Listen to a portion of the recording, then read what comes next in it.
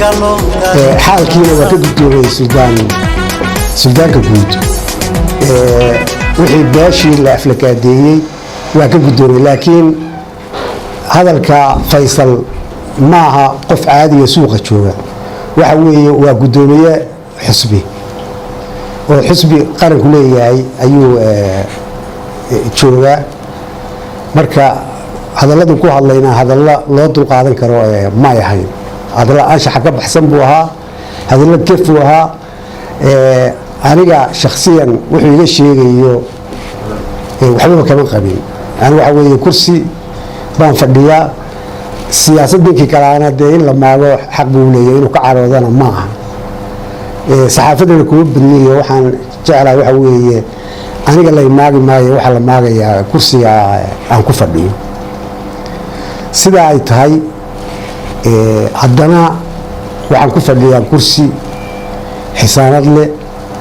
waxaan ay qaranka ninka saddexaad baana umana dul qaadan karo hadallada qaarkood wax loo dul qaadan karo ma aha waxa weeye qodobka ugu horeeya ee uu ka hadlay waxaa ka mid ah isku dirka beelaha Somaliland Faysal waa ku ogaay inuu necab yahay hartiga iyo daaroodka inuu necab yahay nacayb kalena ma aha wixii uu xamar ka sameeyey uu ku sameeyey beelaha Somaliland degan ayuu ku qarinayaa in uu dhalinyarada u tuso nin daarood iyo harti necab inuu yahay laakiin ma aha inuu necab yahay waxa weeye waxa qurub magaalada ku soo galay ee Soomaaliya ku soo noqday waxay ahayd inuu harti iyo daarood haayo taasina ka reebi mayso dadka Soomaaliland waa qabaa'il waa dad wada degan waa dad walaalaa taasi wuxuu xamar ka sameeyey ka reebi mayso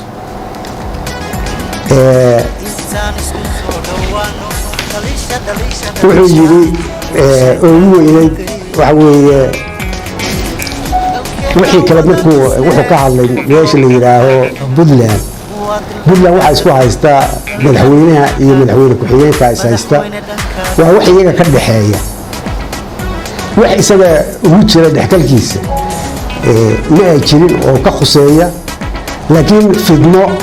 uu buu rabay inuu meesha dhex dhigo hadalkiisana waad maqlayseen wuxuu yiri soo eri sida ilmo yar oo u shaqeeya meel soo eri buu yiri afka toogana madaxana ka goobiyo nin dan oo xisbiga inuu yiraa qof madaxa ka goob waxa weeye waa dambi qaran weeye danina uma hiilinayna wuxuu doonayay inuu isku diro labada beelood ee wada degan waxa kale oo ka sii daran oo taa ka sii xun waxa weeye wuxuu yiri Axmed Karaash intuu majeerteen dhulka ku qabsanayo qorlugud iyo coodille ayaa laga haystaa ha xoreeyo waxa weeye wixii halka ka dhaca ku dhinta dagaalka uu horinayo Faysal kaga qorlugud iyo dad mankaada uu ku kuwaabinayo dalkii baa la haystaa xoreeya haddii wax ku dhintaan isaga mas'uuliyadda qaadaya sababu laba beelood oo Soomaaliland dhexdooda isku diro waa wax la yaab leh waxaan u maleynayaa hadduu qorlugud iyo coodille waa la wada degaa waa degaan Soomaaliland cid waliba waa tagtaa sabab maanta uu isugu diray laaya waxay la tahay tan ceelaf inay dali weydana inuu Faysal ku lug leeyahay hadduu marba qolada la isku diray inuu tanna ku lug leeyahay waa iska suurtooda laakiin waa la baari doonaa wuxuu kaloo ka hadlay doorashooyinkii wuxuu yiri baasho waxaan isku haynaa doorashooyin iyo isxambaar wuxuu la diidan yahay in dadka Sool iyo Sanaag la diiwaan geliyo anigu doorasho mana diidin doorashada waa rabnaa wayna dhacaysaa isxambaarkuna ceeb maaha waxa weeye markii doorashada golaha wakiiladu dhacaya waad ogeeyeen Puntland baa haysatay laascaanood meel dowlad kala haysatana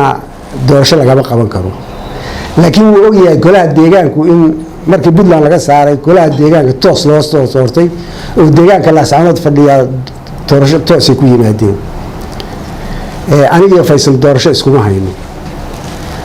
aniga Faysal waxaan isku haynaa waxaan anigu shaqo ku lahayn oo golaha oo dhani qabiino markii $22,000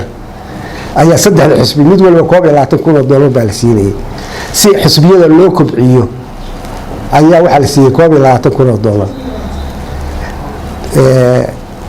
waxaana dhacay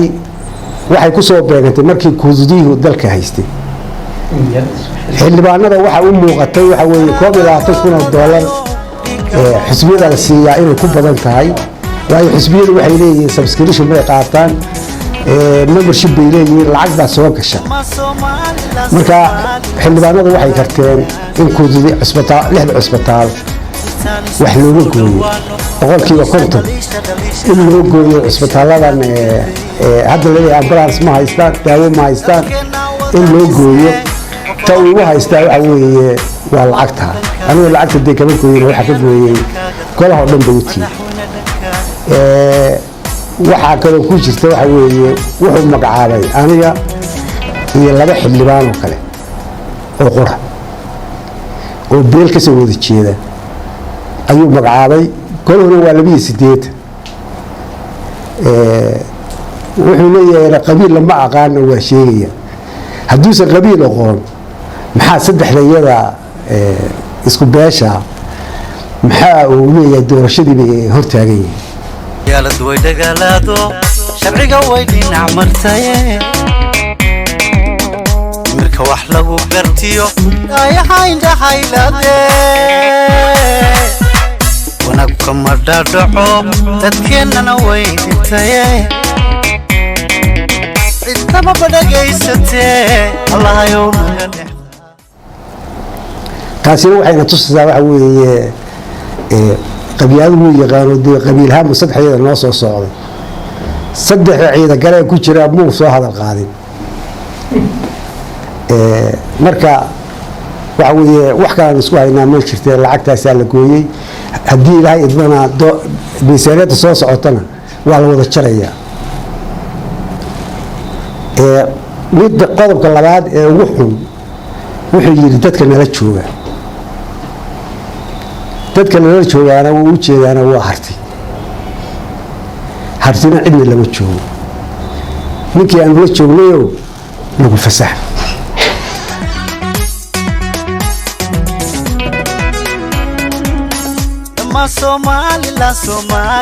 Somaliland intaan isku soo dhawaano dhalisha intaan ka day wuxuu yiri gurigay ku dhuuntaan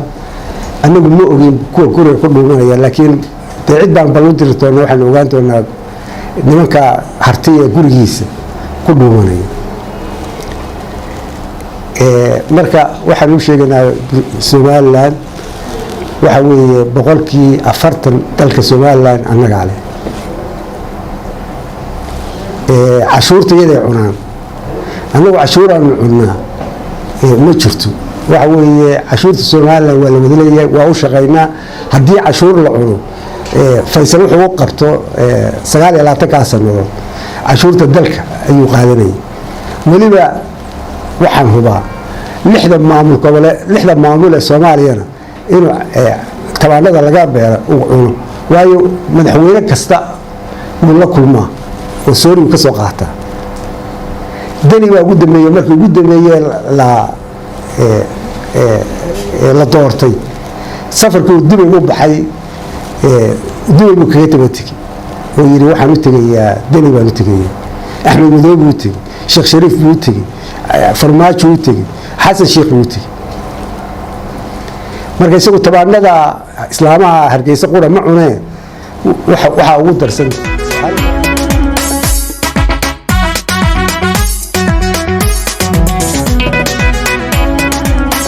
qaran lagu dhaato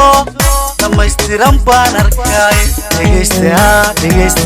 dhegeysta Somaliland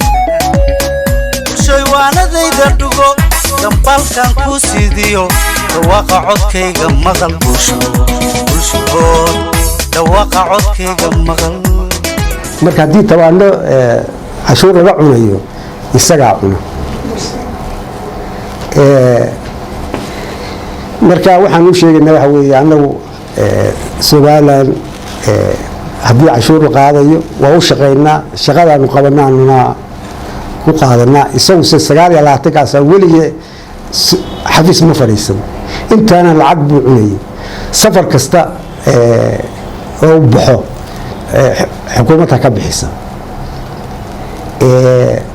marka cashuur haddii la cunayo dee ninka cunaa waa isaga awal wuxuu oran jiray guri malihi meel malihi hadda de gurina waa leeyahay xafiiskiina waa iibsaday xafiiskiina hadda wuu iibsaday oo dhibaatada hadda taagan u cid waxa weeye markii ay isqabsadeen Ciro iyo Faysal isku qabsadeen xusbiga wuxuu yiri ninka igu qabsadaa u cid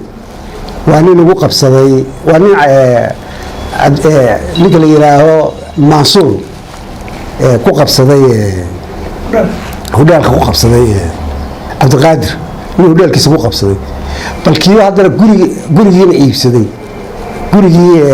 xafiiska hadda iibsaday qofka ugu tagayaa waayo waxa weeye Faysal waxa weeye anagu oran maayo xisbiga u cid ma jiro wuxuu hadii habeen ku celiyaa golaha wakiilada ma jiraan golaha guurtiina ma jirto waxa weeye qodob dastuur baa kale ku fadhiya isagu wuxuu ku fadhiyaa sharci anagu aanu sameeynay sharci anagu aanu qoro ayuu ku sameeyaa anagu dastuur baanu ku fadhinaa haddii uu ka waatoobi waayo anagu ormayno u cid sharciga noo diidaya laakiin ahaan maayo gudoomiye Faysal gudoomiye xusbi sida uu yahay ma Somaliland intaan isku soo dhawaano dhalisha intaan ka day dalkeena wada dhisnee qofalow dhankaaga qabo muwaadil dhankaaga qabo dhalinyaro dhankaaga qabo madaxweyne dhankaaga qabo waxa idiin baneeyo kursiga oo dadka kale chance siiyo laakiin cid uu siinaya ma jirto hadda mid afraad buuba laakiin waxaan ballan qaadanaa inuu mid afraad isu taagay mid afraad inuu isu taagay waxa weeye markaan aad u fikiray ma doonayo inaan hadlo laakiin markaan dhowr habeen fikiray waxaan goostay waxa weeye Faysal 4 jeer oo 3 jeer Soomaaliya dooran weey cadaawad buu qaaday cadaawadu qaaday baana hadda socota maanta wada xisbiyada la yiri waa la furayaana waxaan waa dad kula sheekaystay intaan la furayno xamar aaday